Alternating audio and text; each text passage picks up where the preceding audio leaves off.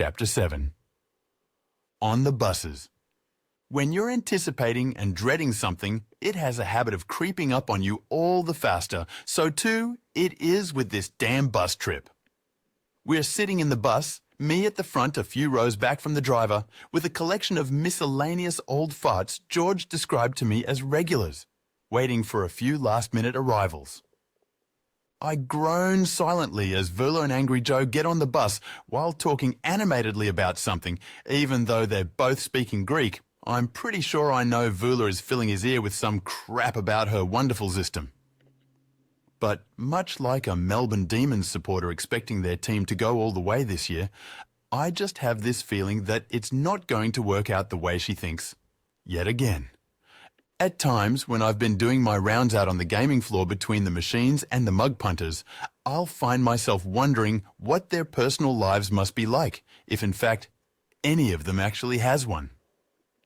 I picture conversations around the dinner table going something like this. So, dear, I notice our MasterCard is down a few $1,000s. Is there anything you'd like to say about that? Oh, well, that's the way the machines are sometimes, honey. You've got to lose a little sometimes before you win a lot. I was just having a run of bad luck at the slots. But don't worry, I'll get it all back, and then some tomorrow. Would you pass the potatoes? It's not all bad news, however. For one thing, George explained to me that this other sister club of ours will be providing a sizable buffet for the oldies, and that I could have whatever I wanted there. Having skimped on breakfast due to a little nausea brought on by the thought of being in close proximity to these insufferable bastards for the entire day, on my day off no less, the prospect of an endless supply of food does make me feel a little better. So with nothing but the waiting ahead of us, I occupy my thoughts with how much more fun this could be if only we had the drill sergeant from Full Metal Jacket acting as tour guide. Listen up, maggots. He would begin loudly in a stern voice as he paced up and down the bus. Today, you pukes will be heading out to our sister club in the city, and you had better be on your absolute fucking best behavior. That means you, Angry Joe. You so much as give me a funny look out there today, and I will gouge out your eyes and skull fuck you. Any of you maggots fuck up, make the club look bad in any way, shape, or fucking form, and you will be thrown off the bus. And when I say thrown off the bus, I mean when it is still moving, ladies. Now, there was a guy that didn't take shit from anybody. Mike? I hear my name called, and I look over with surprise to see Luke standing there. You got roped into this too, huh? I ask good-naturedly as he sits beside me. Yeah, Luke replies. George said it'd be a good opportunity for me to observe how gaming is run at another one of our clubs and compare procedures or some crap.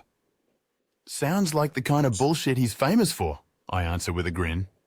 Oh well, at least I'm not stuck out here on my own anymore. And I know I should be happy about a change of scenery, but given the ridiculously tinted windows in the bus and the fact that it reminds me of the inside of the club, it's hard to enjoy the upcoming journey. For me, it's not the kind of freedom I'd feel traveling in, say, a car with the windows and roof down, just enjoying the scenery around me. It's more like how a prisoner feels when he's moved from one penitentiary to another, and the windows are all blacked out along the way. Please tell me you brought some decent music with you, I say in a half-pleading tone, as the bus driver puts on something which would be grating and annoying if you heard it in an elevator, much less anywhere else.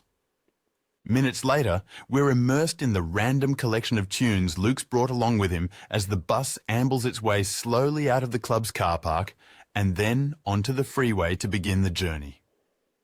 I wonder what I'd be doing if I wasn't stuck here, I think to myself absent-mindedly then.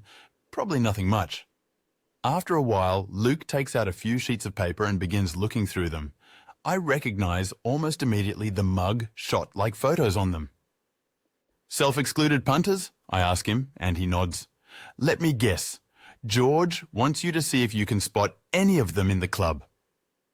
As with the minors in a gaming area, it's just one more thing that the VCGR can fine us for, if a self-excluded mug punter is spotted near the gaming machines, that is. Although it's something I've never really understood myself, I have always believed in personal responsibility when it comes to things like gambling, alcohol, and other assorted vices. Example, A man gets utterly shit-faced at a bar, and shortly thereafter, while stumbling home, he is struck by a car as he crosses the road at the wrong place and is killed. Question: whose fault is it? Is it A, the bartenders for serving him until he was intoxicated, B, the drivers for failing to stop in time, or C, the drunk's own damn fault for being so stupid? I've never been much of a Darwinian, but I do tend to subscribe to the fact that if a person is determined enough to remove himself from the gene pool, there's not a great deal you can really do to stop him. I look around the bus at our fellow commuters, and some of the faces I recognize, while others are new to me. Edith is sitting there between two other old ladies. Julius, for some reason, is absent. I suspect George has something to do with his not being here, but that's just fine with me. After all, there's no toilet on the bus, and knowing Julius, he would bring a thermos of hot tea along with him. It must be a new sensation for all the old farts to be sitting down for a few hours and not have a machine in front of them to stick money in. I wonder if they're going through withdrawal symptoms. For that matter, I wonder what detoxing must be like for the really hard cases. One of their kids would walk in the living room one night and see their mum sitting in front of the TV with a blank look on her face. "Are you okay, Mum?" the kid would ask. "You've been stuffing 50s into the VCR for the last 2 hours." And just as everything seems to be going smoothly, wouldn't you know it? The wheels come off, quite literally in this case, as there's a loud popping noise, a thud, and then that awful sound you don't ever want to hear if you're driving or are a passenger. Our driver is experienced enough to know what to do, and so he maintains control of the minibus, pulls over by the side of the road, and then I see him making an announcement. "Sorry about this, everyone," the driver duly informs them, "but these things do happen from time to time. I'll get out and get this changed, and we'll have you back on the road in no time." Of course, as he heads outside to fix things, it's Vula's voice that is the loudest. "Oh gee, how long is that going to bloody take? Unbelievable," she huffs, and I decide to exit the bus as well before the urge to give her something else to complain about becomes too difficult to resist. Honestly, you give people a free ride to get fleeced of all their cash at a different gaming venue for a change, and this is the thanks you get? Oh well. The bus driver seems pretty cool, calm and collected as he goes about changing the tyre, but then I spot the bulge in his shirt pocket, cigarettes most likely, and figure he's at least a pack-a-day man. For the life of me, I can never figure out why people who drive for a living all seem to smoke. I just take my frustrations out on the road by giving bad drivers the finger and swearing like a normal person. Luke comes out to check on our progress, and as we're all standing there, me with the tire iron in my hand, Angry Joe picks just the wrong moment to get off the bus and stretch his legs. "I've been trying to figure out where I know your face from," Angry Joe says to Luke as he approaches our group, and I squint as the huge bald patch on his head reflects the sun like a mirror. I'm thinking to myself as I weigh the tire iron in my hands, pretty sure I know where this is going. And I picture what has to happen next, and the awkward conversation at the club afterwards. "That's right, George. Crazy son of a bitch just came right at me, this wild look in his eyes. You know how he gets sometimes. I went to defend myself and, well, I didn't even realize I had the tire iron on me at the time. Boy, do I feel like a bit of an idiot." "Well, these things do happen sometimes, Mike," George would reply. "Interesting this," and he'd hold up a folder in front of him. "The coroner's report indicates that Angry Joe was struck from behind with a blunt object repeatedly, no less than 20 or 30 times. "Yeah," I'd say gravely. "The heat of the moment and all that. In all the excitement, I think I might have lost count." Luckily for the welfare of his big bald head, Angry Joe's next words are, "Yeah, that's right. I was talking about it with George the other night. He said you used to work over at that cafe in the shopping centre. Adele's friend's cousin used to work there too." "You don't say," Luke says somewhat anticlimactically, I think. And it's not long after this that we're all set to go and are soon back on our way to our rendezvous at this other club. So far, the trip has gone fairly well, But then I'm quickly reminded of the old farts and their hang-ups about the temperature, and soon all I can hear is the synchronized grumbling of these annoying old bitches as they moan out, "Too hot in the back," or "Too cold up here." After this becomes excruciating to the point where I've forgotten about cigarettes to calm my nerves, and I'm on the verge of asking the driver if he has a good crystal meth guy, he finally announces that we're getting close to our destination. I would have made a much better driver. Now, if you look ahead of you, you'll notice I'm driving straight at the guardrail and... What's that, Edith? No, I didn't plan on stopping. I think I'll just go straight through it. If you're very lucky, you may just get a chance to spot some of the local wildlife on the way down, so this might be a good opportunity to break out the cameras and get ready. Now, as we're plummeting to a fiery death, I want everyone to remember their safety belts, because safety is our #1 priority. It's only after you've worked in gaming for an extended period of time that you can appreciate the idea behind Double Talk in 1984, holding two contradictory beliefs and yet still believing both of them to be true. Sounds downright logical if you ask me, or more accurately, if you ask management. When we finally do arrive at the club, it's all I can do to maintain my composure just long enough to scramble off the bus as the doors open and take a few deep lungfuls of relatively fresh air. These old bastards just reek of inactivity, cheap booze on some of them, cigarettes and that certain distinguishable aroma some old people get, which I believe Melvin Clone unsuccessfully tried to market as impending death, or ID for short. A shame, it would have made for a wonderful ad campaign. You've given up hope. You've got stage 4 lung cancer and chronic arthritis, as well as neck pain, joint pain, and back pain. Your life is a train wreck, and you bounce from failed marriage to the daughter who never calls to doctor's appointments and checkups, all the while waiting for the grim news that each day could be your last. Now smell like it. Inside, the club is pretty much the same as the one we just left, except for a different color scheme here and there, and the machines are organized in a slightly different layout. But then, if you've seen one gaming venue, you've seen them all, and I've seen quite a few in my time. Before I can really become accustomed to my surroundings, though I'm met with the sight of a patron clearly losing his temper at the machines as he sits there mouthing off at it and swearing as other patrons look on alarmed. There he sits in his tradie get-up, the brown coveralls and work boots, the old work shirt splattered in paint, and the faded cap as he downs a beer in one hand and all but punches the buttons with the other. "You bastard," he says, his voice a little slurred already from the booze. "You fucking bastard, I put 300 in and you haven't given me the free fucking spins once, have ya? Ya cunt." Of course, with that sort of language, you just know management or security can't be far behind. Sure enough, there's a supervisor on scene, and with him is the standard security guy. By standard, I mean a pleasant-looking Indian fellow in black pants, white shirt and tie with a number on his chest. I'm sure to most of the old farts, this guy probably looks intimidating, but to an irate and aggressive mug punter who's had a few drinks and is losing control, it's like being given a stern talking to by Mr. Rogers. "Howdy there, neighbour. I sure would appreciate it if you could calm down some and stop using that kind of naughty language in front of the other patrons. That'd be just swell." Vegas had the right idea on how to deal with these self-involved, ignorant, violent, abusive, and generally drunken assholes. You know, back in the day when the mob was running things and they could just take these fuckers out to the middle of the desert, put a few slugs in the back of their head, and dig a hole for them somewhere by the side of the road. But the thing is, though dead men tell no tales, they also spend no money. And so we're forced to be diplomatic in these types of situations so we can get our hands on as much of it as possible. I watch the scene unfolding before me, and I'm not quite sure who to feel sorry for. If at all, I pity any of them.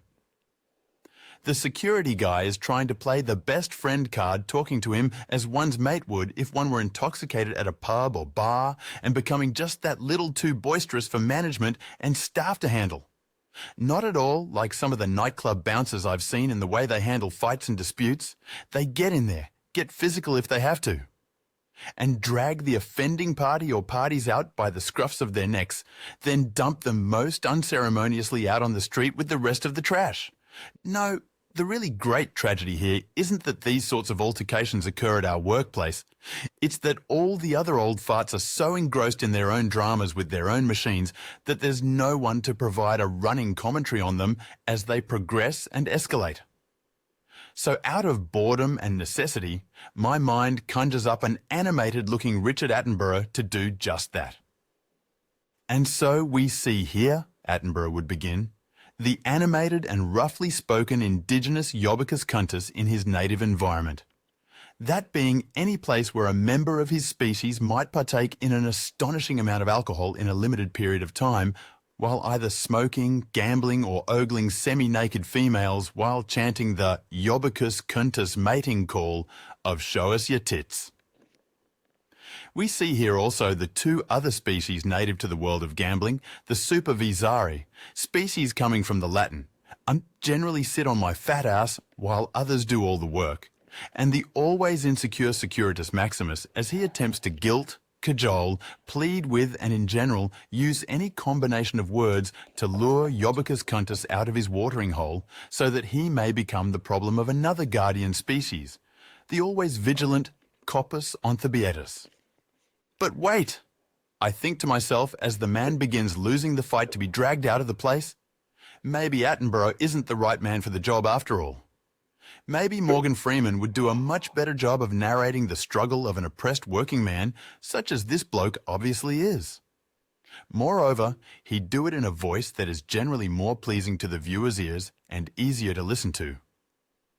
I wish I could tell you, Morgan would say, that the obviously drunk man fought the good fight to stay and gamble and drink without consequences, and that the manager on duty as well as the security guard left him be to do just that. But the world of gambling is no fairy tale. It is the real world. And the real world more often than not can be a real motherfucker. As Luke taps me on the shoulder and our collection of old miserable pricks begin to infest the gaming area like a swarm of seagulls diving on a chip thrown by a kid, I leave the world of fantasy behind once more. At least on the plus side, the drunk Aussie tradie has managed to calm down just enough to assure security and the supervisor on duty that he'll be good, honest, and so they leave him with a rather feeble warning, one which I know from past experience they probably won't carry out.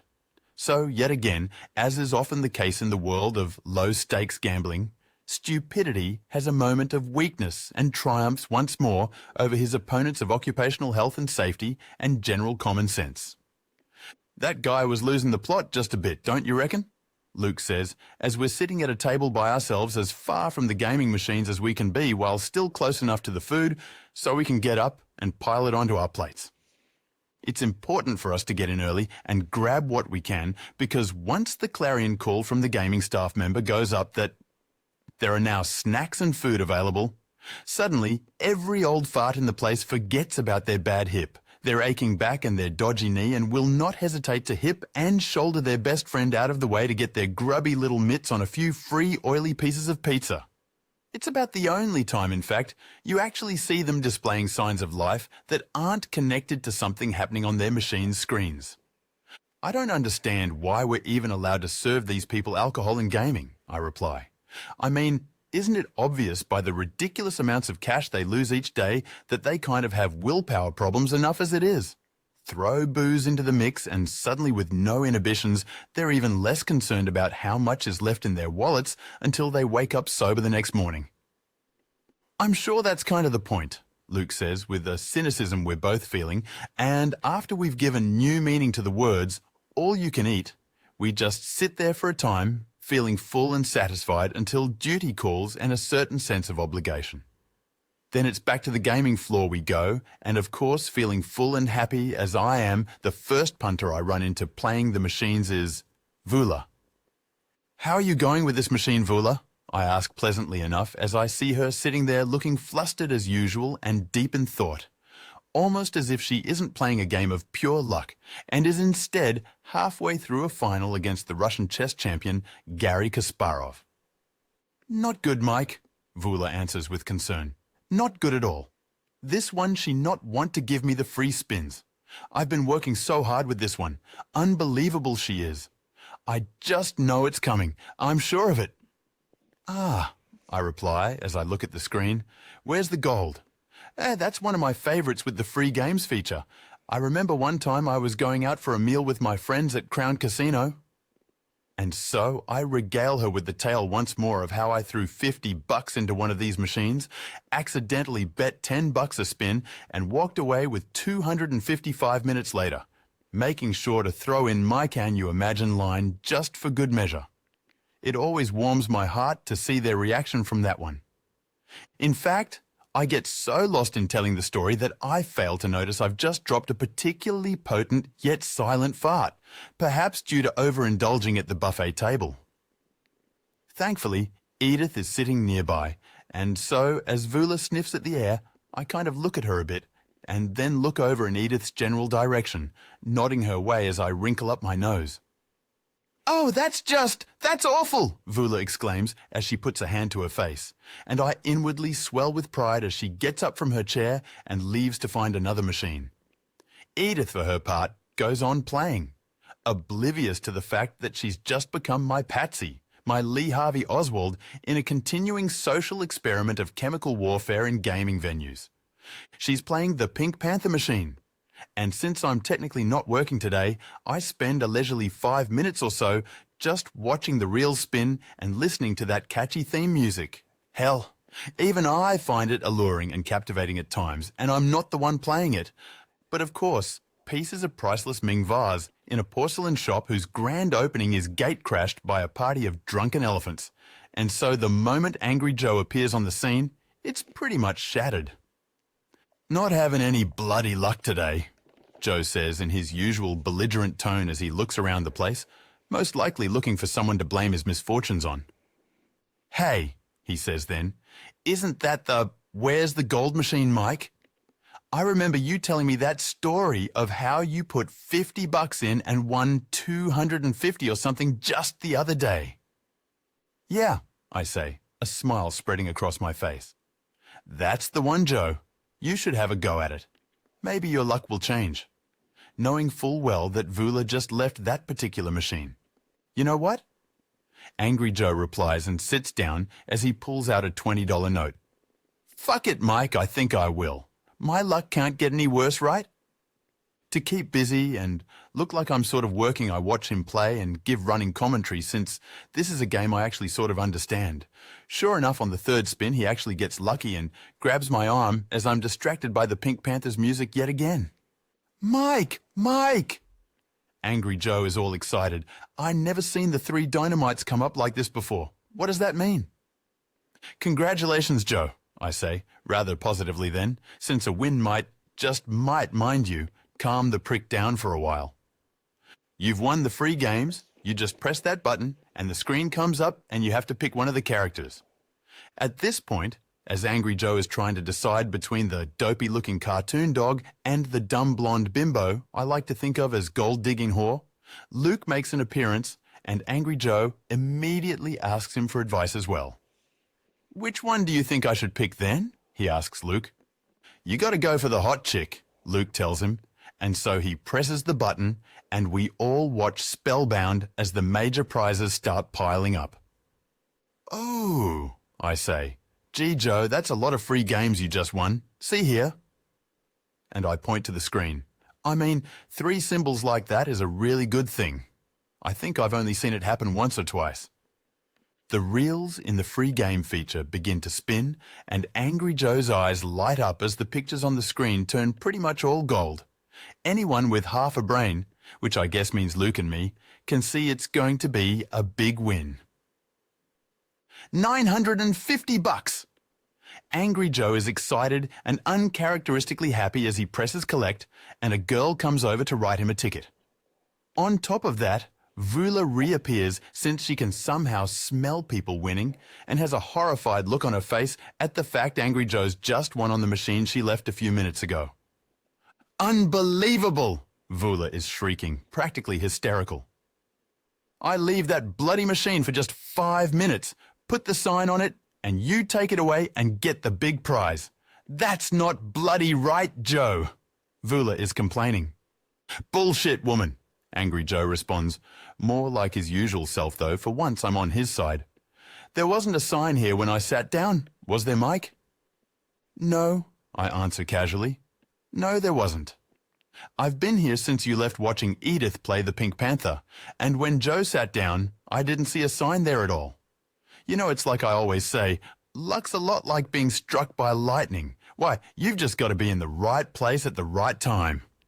Vula knows hers is a lost cause, and so she storms off in a huff of Greek curse words as I smile to myself, pleased as punch at the passive-aggressive way I've managed to dig the knives into her without actually appearing spiteful to onlookers.